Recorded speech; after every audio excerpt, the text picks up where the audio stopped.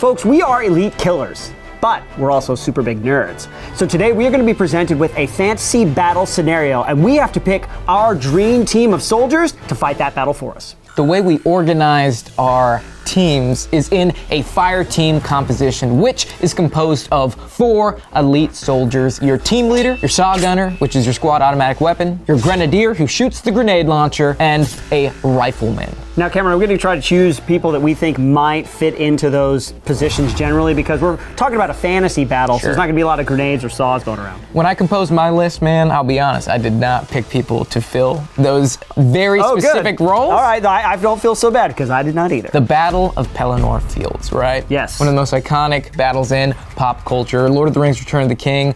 Big field. A lot going on. Yeah, you've got Minas Tirith, you've got Pelennor Fields, you got the enemies attacking, you got the waves of orcs, the giant elephants and their dudes, the Corsair ships after them. Yep. It's a huge battle. You got the Rohirrim riding in, that's our cavalry. It's a mess, folks. So who are we going to put in the midst of this mess to fight our battles for us? The goal of this draft is to hold off the enemy until reinforcements arrive. So, until Aragorn comes with the Ghost Army. We've given ourselves permission to choose from a wide array of fantasy movies.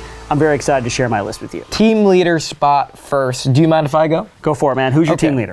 Ironic, because you said we're waiting for him to arrive with the Ghost Army. But wait a second. But this is my world. Are you changing J.R. Tolkien lore? I am. I did it on Amazon. Why can't I do it on Shift Fire? So, Aragorn is my team leader. Interesting choice. Why? Why Aragorn of all people? Easy pick for me. Natural born leader.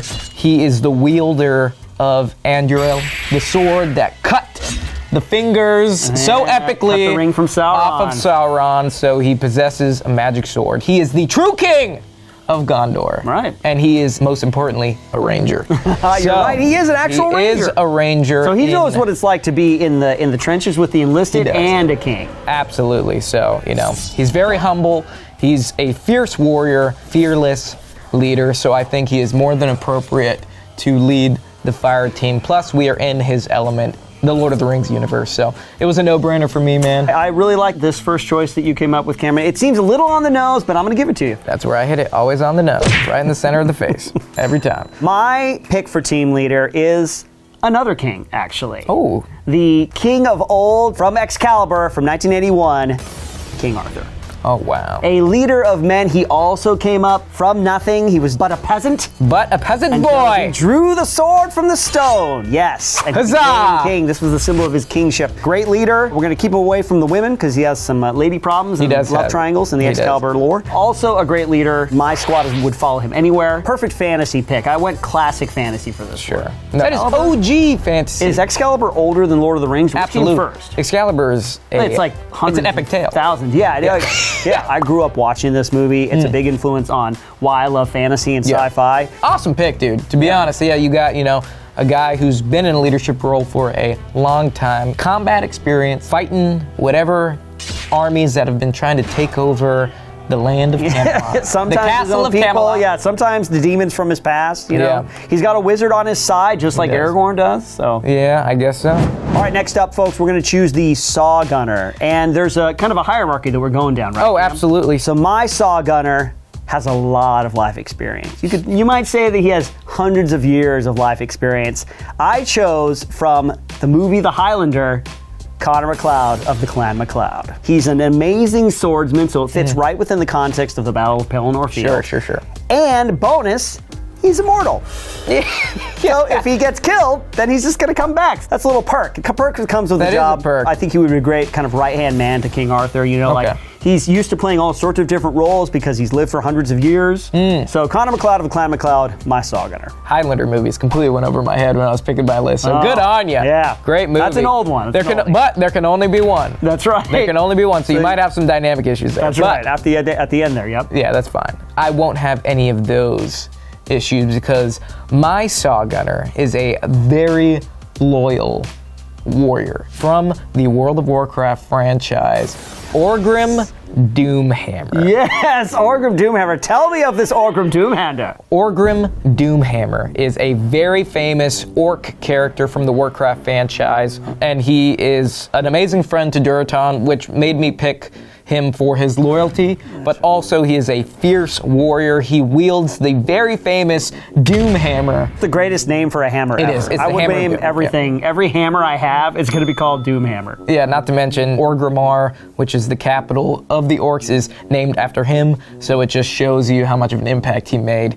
in that world. Do you think there's going to be any problem with like I don't think there's going to be any problems, just because WoW orcs are way bigger than Lord of the Ring orcs. And he's probably going to look at them and be like, let me show you how real orcs get down, brother. Orgrim Doomhammer, my saw gunner.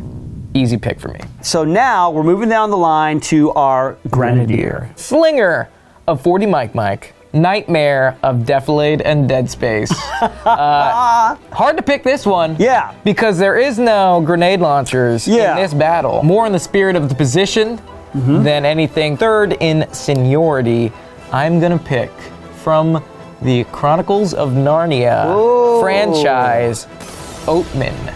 Oatman. Kind of an obscure character. You may have not heard of him because I'm pretty sure they don't call him by name, but he is the general of the Jadis army. He is the Minotaur. Oh, the Minotaur! And I picked him purely for the fact that he is a Minotaur. He is huge. He wields a giant axe. Wow. And that's not enough, because when the axe is done, or he loses it, he has a giant claymore on his back. You've got kind of a cavalry and an infantryman in one. Yes, you do. He can carry a lot of weight, because he is a Minotaur. I think it's like 4 or 5 heads in one swing you can decapitate with that axe. Yeah, wide berth. Even though he is a general and he's an amazing leader, he knows how to follow orders being underneath the Ice Witch. Plus, I mean, he's a freaking Minotaur, come on. I know. Yeah. He doesn't have a lot to say. You have a supernatural creature on your side. I got one, but it's not going to be my pick. Not for the Grenadier. What do you have, my friend? My choice for the Grenadier, I wanted somebody aggressive. Somebody who would go out there and just charge into battle headlong,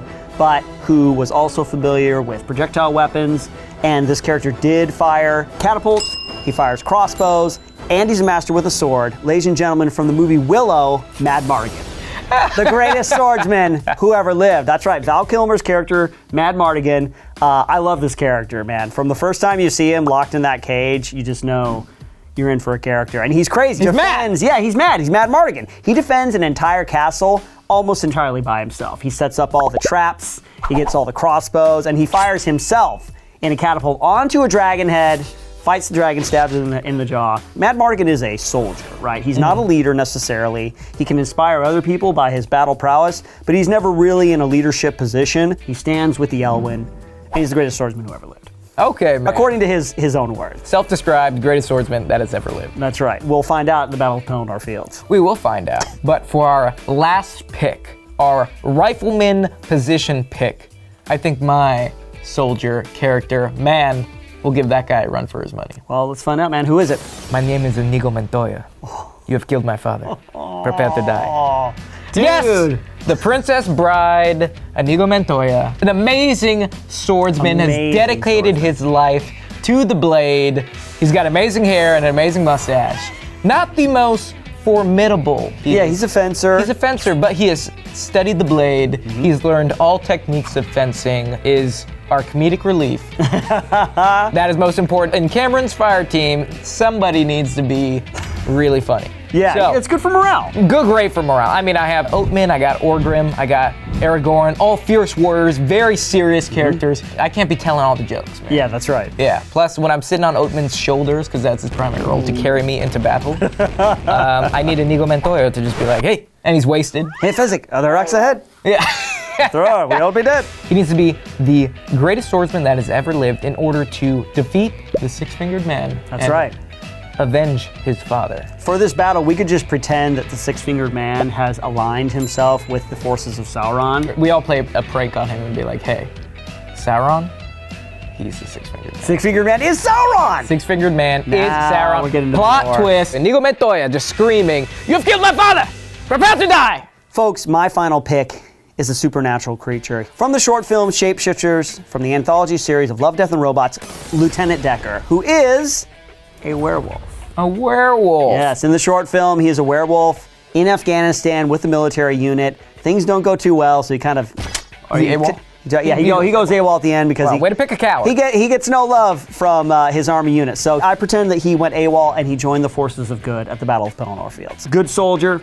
I don't know if he's a good soldier if he goes AWOL, my friend. Well, listen, he just needed the right command structure. I think he's going to feel right at home. He's fighting other supernatural beasts. And he's a werewolf, so we got that supernatural strength on our side. Okay. Lieutenant Decker, Love, Death, and Robots. That is my final choice. That rounds out my 4-man fire team. Wild last pick, kind of out of left field, but Yeah. you know, it's your world, and I'm just living in it. On the back of a Minotaur. There are teams, Cameron. Yep. But do you think that they will be able to hold off until help arrives? My picks are a lot of aggressive warriors, so I have no problem doing a frontal assault fight, like sword on sword, just out there being the aggressor, but in a defensive structure. I think the pure strength of Orgrim and Oatman could, almost act as barriers and obstacles, you know, holding doors, bracing in case someone tries to, bring in the battering ram. But, that giant flaming one at the end, I don't know if they can stop that. But if it gets down to the 5-yard line, you're going to need my Rangers, and we have Aragorn. So I think we'll be able to really make a final stand and hold our ground until the Riders of Rohan come marching in, or riding in. While we hold out, King Arthur, he's got the magical sword. He's a great leader. He's good on his feet in the field. So if we're out of Pelennor Field and we're on the offensive, I think we'd have a good chance. We got the shapeshifter, Lieutenant Decker. He's going around taking out cavalry coming at us. And even if Connor McLeod gets stabbed, he'll just come back. So we have an unlimited supply, and especially in the defensive position, I think we'd have a good shot because Mad Mardigan is obviously good at setting up defenses. He's a good tactician, yeah. Yeah, King Arthur's lived in the castle his whole life. He knows it inside and out. I'm sure he could get familiar with Minas Tirith very quickly. We got a freaking werewolf. I mean, we got a werewolf. But more importantly, which fire team do you think is going to have the most success at the Battle of Pelennor, playing a defensive game? Let us know in that comment section, or drop down your fantasy picks in the comment section as well. We would love to see what you guys have in mind for fantasy characters. That's all we have, folks. Thank you for joining us. We'll see you on the next one. Which fire team do you think is going to perform the best at the Battle of Pelennor? Peloton? No, I keep saying Pelennor. Pelennor. I keep wanting to say Peloton. Peloton Fields. Everybody in like a